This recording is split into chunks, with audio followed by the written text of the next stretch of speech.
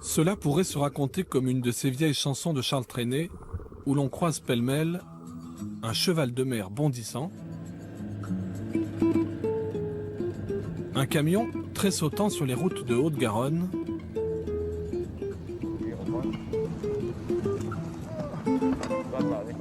des voiliers se tirant la bourre dans une régate à couteau tiré,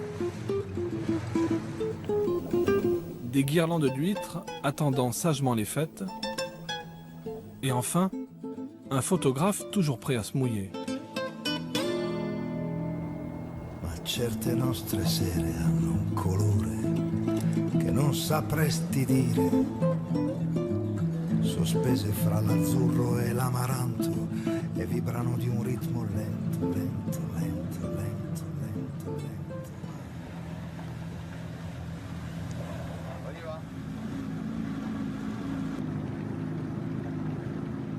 Le matin, quand on part et qu'on voit le soleil monter, c'est vraiment un truc phénoménal, quoi. Et puis tous les jours, c'est différent. C'est jamais le même lever de soleil qui se passe. C'est vraiment beau, quoi. Les lumières, des fois, ça se reflète sur la montagne de Sète, là-bas, où on voit les fenêtres qui nous envoient des reflets rouges. Comme tous les mercredis, Christian s'en va faire le singe sur une de ses 4 tables. Les tables, c'est ainsi que l'on nomme ces portiques où pendent les huîtres de l'étang de Thau. Contrairement aux apparences et aux habitudes océaniques, elles ne poussent pas dans ses poches. Non, elles viennent juste de subir une cure de déstressage, avant d'être vendues lors des fêtes de fin d'année qui approchent. À la période où on est, l'huître commence à avoir un taux de remplissage qui est pas mal. Il nous manque un peu de pluie pour enlever un peu la salinité qui est un peu haute en ce moment. Et la pluie nous amène également beaucoup d'alluvions, beaucoup de plancton qui vont permettre à l'huître de devenir encore plus crasse, quoi. Un peu plus loin, sur une autre table, Alain Cabrera sort les guirlandes d'huîtres à l'état brut, garnies d'algues et d'éponges.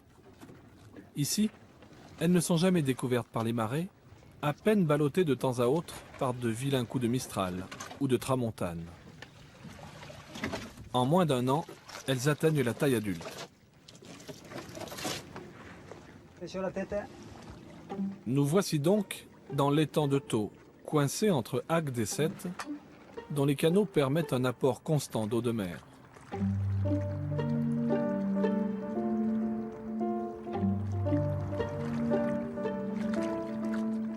Les 2500 tables dessinent un paysage géométrique et représentent tout de même 10% de la production ostréicole française.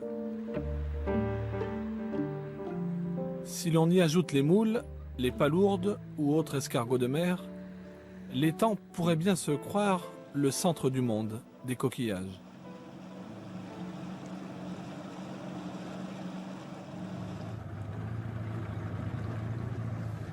Depuis le début, c'est des petites cabanes comme ça, quoi. C'est des petits masses qui sont disséminés tout le long de l'étang, toute la partie nord de l'étang.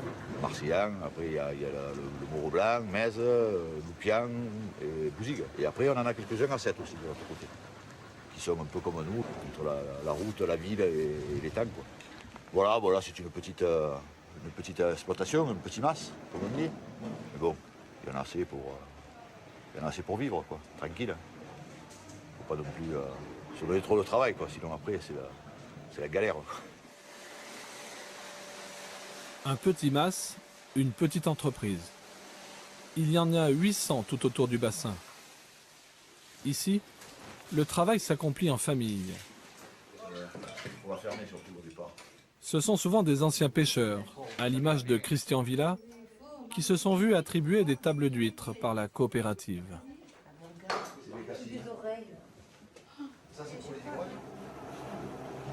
À l'inverse de la pêche, qui restait saisonnière, cette activité permet à un exploitant de travailler toute l'année.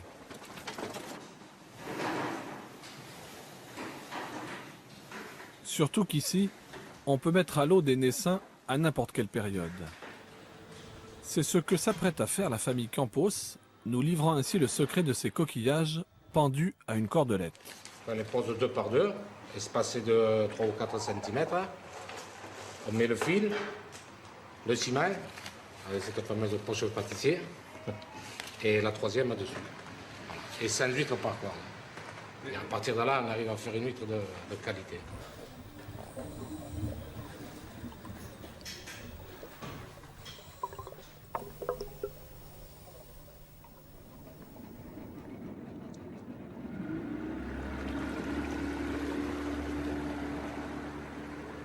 Trois ans de plongée par tous les temps.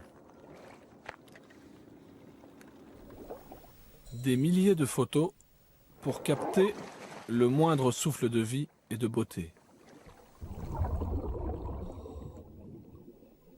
Les cordes d'huîtres, elles sont complètement recouvertes, complètement encroûtées de petites acidies ou de petites éponges.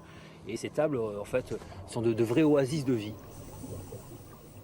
Une table, comme l'on voit ici, c'est 1000 cordes, c'est des dizaines de milliers d'huîtres qui sont à elles seules des mini-stations de nettoyage, pas d'épuration, de nettoyage, qui contribuent à avoir un étang dépourvu de particules, donc un étang clair, lumineux, ce qui permet aux rayons de soleil de pénétrer dedans, de développer les herbiers et tout ce qui va avec.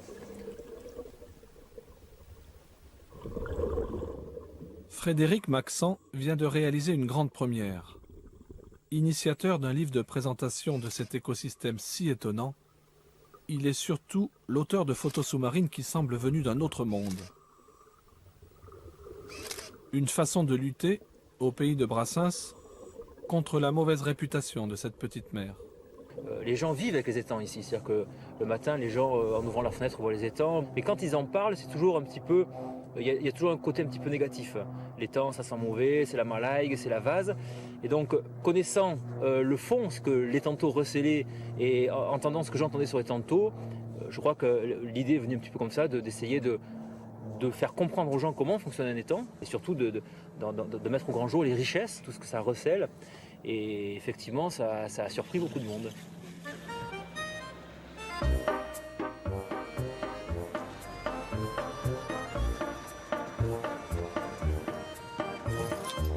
Sur le marché. Salut. Ça va?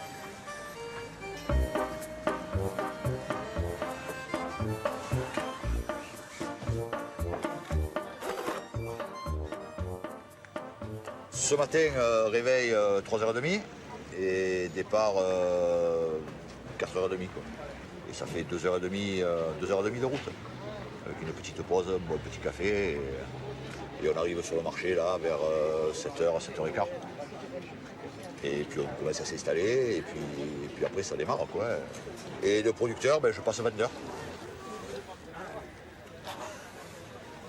Comme nombre de petits exploitants ostréicoles, toutes les fins de semaine, pendant les mois en R, Christian Villa va vendre ses produits sur les marchés. Aujourd'hui, c'est Haute-Rive. Demain samedi, ce sera Grenade, toujours dans la Haute-Garonne. Ça vaut 4 € la douzaine. Ses collègues du bassin de Thau se dispersent eux dans tous les azimuts, d'Avignon à Grenoble, en passant par Draguignan. 2 et 3. Puis ce qui est bien avec la dame, c'est que selon la météo qu'il fait, le chien est habillé différemment. Ah, voilà, oui. Quand il va pleuvoir, il a le petit ciré. Là, c'est un peu frais, donc il a la polaire. La doudoune. 3 douzaines et 2 kilos de moule. Les marailleurs tenaient les producteurs un peu par la gorge, quoi. Donc chacun est arrivé à se débrouiller tout seul. Mais bon, c'est vrai qu'il faut avoir les reins solides pour pouvoir tenir au départ, parce que c'est souvent difficile de s'implanter sur le marché. Il faut 2 ans, il faut 3 ans de présence pour que les gens aient confiance et qu'après ils puissent venir en confiance chercher le produit. Quoi. Et 10. Eh ouais. On parle et voilà. Oui, c'est vrai.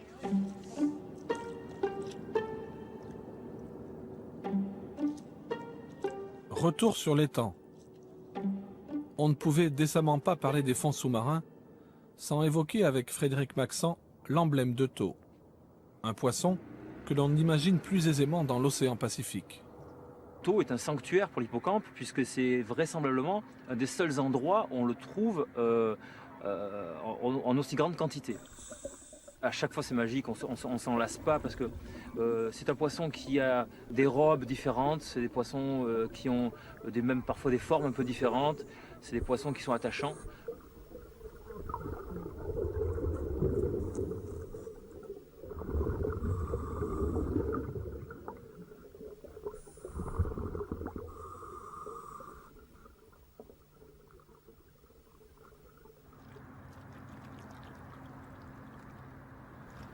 Pour boucler notre histoire, nous retrouvons Christian Villa sur le petit port de Mèze. Il a rendez-vous avec 3 comparses pour mettre à l'eau Vent de Folie, son joli voilier. Aujourd'hui c'est dimanche. Ben, le dimanche on change de bateau, on laisse le bateau à moteur et on prend le voilier. On laisse les huîtres de côté et on va profiter de l'étang sur la manière touristique. Voilà, on va faire le plaisancier. Et sportif quoi. Et sportif, ouais. Alors à tous les bateaux de la régate, bon vent à tous et bonne régate. Sportive, oui quand même. C'est parti. Je vais péter là. Non. Non. Allez. Christian et ses copains ont remporté 3 années de suite le challenge de taux dans leur catégorie. Joli décor pour une régate. Même si cela pourrait un peu rappeler le bureau à Christian. L'étang, lui, il ne change pas, quoi. C'est la manière de le regarder qui change quand on est sur un bateau à moteur et qu'on va chercher les huîtres. Et puis quand on est sur un voilier et qu'on se fait plaisir entre amis à faire les couillons, on se prend pour des rares marins, quoi. On est là, on est dans la course, quoi. On est bien, quoi.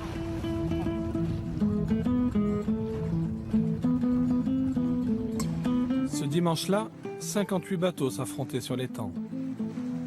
Pour l'anecdote, Vent de Folie termina 2e de la régate.